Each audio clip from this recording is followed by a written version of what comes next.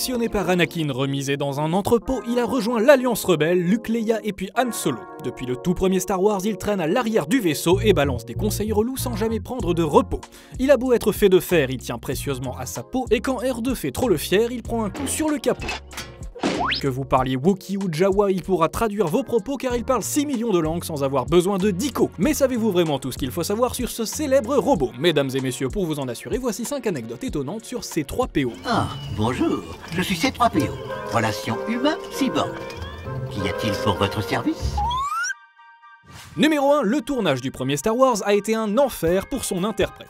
On est en été 1976.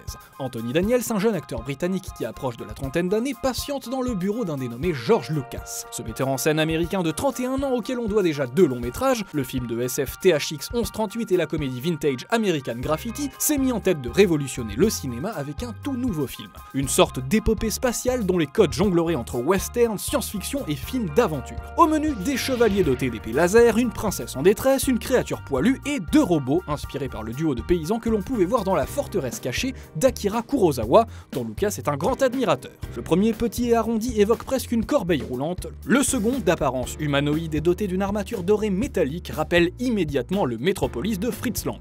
Son nom, C3PO, droïde de protocole. Le protocole? Oui, monsieur, c'est ma fonction principale. L'étiquette n'a aucun secret pour moi. Et justement, si Anthony Daniels se trouve ici aujourd'hui, c'est grâce à lui. Grâce à lui ou à cause de lui d'ailleurs, car Daniels déteste la SF, ainsi que le raconte Brian J. Jones dans sa biographie de George Lucas. Oh, j'avais oublié, j'ai horreur des vols spatiaux. Le comédien, à vrai dire, est même à 2 doigts de s'en aller, quand soudain, ses yeux croisent ceux d'un robot en or accroché au mur du bureau. La peinture, réalisée par l'artiste Ralph McQuarrie, représente bien évidemment C3PO et son compagnon de route, le petit R2-D2. Ainsi qu'il l'expliquera plus tard, toujours selon l'ouvrage de Jay Jones, Daniel se retrouve étrangement attiré par le regard du droïde et accepte donc sans s'en douter une seconde d'embarquer pour l'aventure la plus incroyable de sa carrière. Incroyable certes, mais pas forcément de tout repos. Moins d'1 an plus tard, au fin fond du désert tunisien, Anthony Daniels commence déjà à regretter sa décision.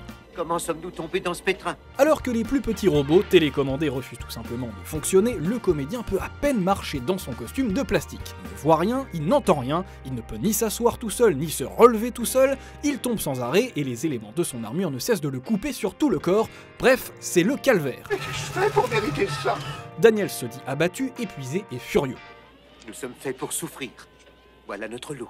George Lucas a réussi à l'embarquer dans son délire et à cet instant-là, absolument rien ne peut lui permettre de penser qu'il est tout simplement en train de jouer dans le futur plus grand succès commercial de tous les temps. Ceci dit, même s'il a du mal à marcher, Daniels parvient à imposer son timbre vocal si caractéristique de majordome à C3PO. À tel point que Lucas, qui souhaitait au départ redoubler le personnage en post-production et lui donner une voix de vendeur de voitures américain, décide de conserver celle de Daniels. Pour plus de détails sur le tournage de l'épisode 4, on vous conseille donc vivement de consulter le très bon livre George Lucas, Une vie de Brian J. Jones.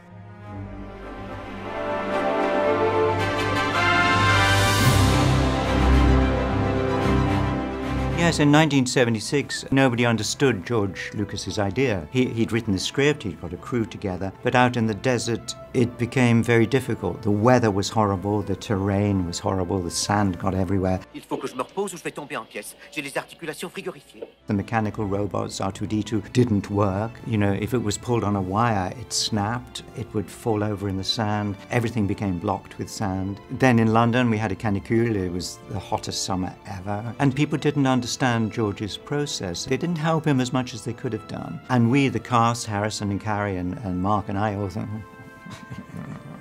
comme ça. Boy, were we wrong. So George Lucas deserves so much credit for all this. And all the hard work the cast and crew made for that film became worthwhile in the end. But only George believed. So good for him. Je suis là en 1000 morceaux et monsieur a des idées de grandeur. Numéro 2, il est dans tous les films de la saga. De 1977 à 2019, au cours de l'immense saga Star Wars, seuls 2 personnages sont apparus dans les 9 épisodes, C3PO et R2-D2. Initialement incarné par Kenny Baker qui a pris sa retraite après la revanche des Sith et nous a malheureusement quitté en 2016 à l'âge de 81 ans, R2-D2 a par la suite été interprété par Jimmy V, un autre comédien atteint de nanisme. Donc, pour résumer, Anthony Daniels, qui se cache toujours derrière l'armure de C3PO, est le seul et unique acteur à avoir joué dans tous les Star Wars. Et quand je dis tous les Star Star Wars, je dis bien tous les Star Wars. Il apparaît même vite fait dans Rogue One, le mec, et dans Solo, où on ne voit pas C3PO, il fait un petit caméo dans la peau de Tak, un esclave humanoïde sur Kessel. Juste une petite précision concernant la menace fantôme, où le droïde n'est pas encore doté de sa cuirasse dorée et a donc été réalisé en animatronique. Anthony Daniels s'est donc contenté de lui prêter sa voix. Mais bon, on va pas chipoter, hein, ça compte quand même. J'ai les puces à l'air. Oh, juste au ciel. Bref, 11 rôles ou apparitions dans une saga que l'acteur n'avait pas envie d'intégrer il y a maintenant plus de 40 ans, ça commence à faire beaucoup, non? C'est incroyable. Numéro 3, il a le premier et le dernier mot. Et oui, Anthony Daniels ne se contente pas d'apparaître dans tous les Star Wars, c'est également lui qui prononce la première réplique du premier Star Wars et la dernière réplique du dernier Star Wars. Enfin bon, évidemment, pour le moment et pour ne rien vous spoiler, on met de côté l'épisode 9. Ce qui est sûr, c'est qu'en 1977, dans le couloir d'une petite corvette Tantive 4 poursuivie par l'Empire, le droïde de protocole faisait dire à Star Wars ses tout premiers mots avec cette réplique. Tu as entendu? Ils ont coupé le réacteur central. Nous allons être pulvérisés. C'est de la folie pure. Et en 2005, dans l'épilogue de La Revanche des Sith, il bouclait la boucle en prononçant exactement dans le même couloir la dernière phrase de la prélogie. Je vous confie ces deux droïdes. Traitez-les bien, nettoyez-les, et quand il sera propre, effacez la mémoire du droïde de protocole. Comment? Oh non! Historiquement, C3PO est un peu le personnage avec R2D2 bien sûr qui fait office de narrateur de la saga. Dark Vador. Chuvador Kuyumano. Pour résumer, c'est lui qui nous accueille sur le pas de la porte intergalactique et qui nous raccompagne vers la sortie. Il a assisté à tous les événements marquants de l'histoire, même si on a effacé sa mémoire à un moment donné, et il comprend absolument tous les personnages, quel que soit leur dialecte. Tu comprends quelque chose à ce qu'il raconte? Oui, maître Luc. N'oubliez pas que je connais 6 millions de formes de communication. Qu'est-ce que tu viens de leur dire, Cispéo? Bonjour, je crois. Bref, il est plus ou moins omniscient. C'est peut-être bien pour ça d'ailleurs que lors des ciné-concerts symphoniques dédiés à Star Wars ou des conventions de fans, Anthony Daniels ne rechigne jamais à monter sur scène pour jouer publiquement les narrateurs et les conteurs tout droit venus d'une galaxie lointaine, très lointaine. The soul of C-3PO, Mr. Anthony Daniels.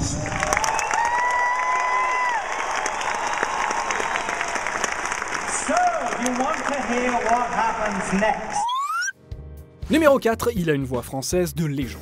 On ne le redira jamais assez, le master, le king, le patron du doublage français, c'est lui, Roger Carrel. Et donc évidemment, Anthony Daniels a sculpté, façonné, presque inventé C3PO en lui imposant ce timbre de voix si caractéristique, si mécanique et si humaine à la fois, entre le majordome et l'ordinateur de bord, n'empêche que pour n'importe quel spectateur français, la voix du célèbre droïde, c'est celle de notre ami Roger. Et comme ici on aime les comédiens qui font du doublage, on n'hésite pas quand on a l'occasion de les évoquer. La petite séquence qui suit s'adresse donc à tous les spectateurs qui ne sont pas sûrs certains d'avoir saisi l'ampleur titanesque de la carrière vocale de celui qu'on appelle El Maestro.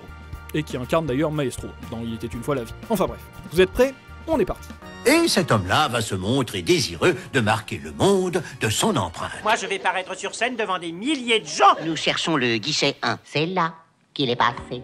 Mais qui donc? Un certain lapin. Il a bougé. Salut Willy! Ah, il a dû se tromper. Essayons cette porte en face. Encore coincé. Rien de presse. Prenez tout votre temps. Bagheera, il a un nœud à la queue. Il a la queue. Savez-vous vous tenir sur la tête? Que cesse cette folie des hommes. Numéro 5, il a récupéré le bras d'un autre droïde. Bon, alors probablement que vous aussi, en découvrant l'épisode 7 de la saga Star Wars en 2015, vous vous êtes posé la même question. Mais qu'est-ce que C3PO peut bien faire avec un bras rouge? C'est vrai quoi, à la fin du Retour du Jedi, il avait un bras tout ce qu'il y a de plus normal, et au début du Réveil de la Force, on le retrouve comme ça. Montez du ciel. C'est moi, C3PO. Vous ne devez pas me reconnaître à cause du bras rouge. Qu'est-ce qui a bien pu se passer entre-temps? Pour obtenir la réponse à cette question, il faut tout simplement regarder entre les pages de ce comic book C3PO The Phantom Limb, ou en français C3PO le bras fantôme. Dans cette petite aventure hors série et exclusivement centrée sur des droïdes, C3PO se retrouve échoué sur une planète inconnue et particulièrement hostile en compagnie de 5 autres compagnons métalliques, dont un est un prisonnier appelé Omri qui travaille pour le Premier Ordre et qui détient des informations cruciales concernant l'amiral Akbar. Au cours de leur périple pour rejoindre une balise de secours, ils sont attaqués à plusieurs reprises par des araignées géantes, puis par une énorme créature tentaculaire qui arrache le bras gauche de C3PO. Un peu plus tard, alors qu'il ne reste plus que lui et Omri, une pluie d'acide se met à tomber et les deux personnages se réfugient sous une carcasse de vaisseau. C'est là que le droïde du Premier Ordre, après avoir transféré ses données à C3PO, se sacrifie en sortant sous la pluie pour envoyer un message de détresse. Lorsque Poe Dameron arrive pour récupérer C3PO, il a la surprise de découvrir le droïde de protocole équipé d'un bras rouge, celui d'Omri, rougi par la pluie d'acide, et qu'il s'est juré de porter à sa place en mémoire de son sacrifice. Viens, bébé 8, vite. Oui, il faut qu'on me remonte mon vrai bras. Voilà, on vous a tout dit. Ah non, pardon, on a juste oublié de vous préciser que dans les premières versions du script écrit par George Lucas, C3PO se nommait tout simplement C3, qu'au début R2D2 était censé parler anglais et communiquer directement avec lui. Tu t'es trompé de message. Qu'au moment de tourner la scène où il est attaqué par Salachus Crumb dans le Retour du Jedi, Anthony Daniels avait eu une crise de panique et que la prise avait été conservée car sa réaction correspondait à celle du personnage, et que l'acteur britannique faisait également un caméo sans son armure dorée dans la cantina de Coruscant au début de l'attaque des clones. Je vais débrancher tous les appareils sauf le système auxiliaire d'énergie. Capitaine, je redoute de poser cette question, mais cela veut-il dire que vous me débranchez, moi aussi? Oui, débranche-toi. Salut! Je regarde une dernière fois.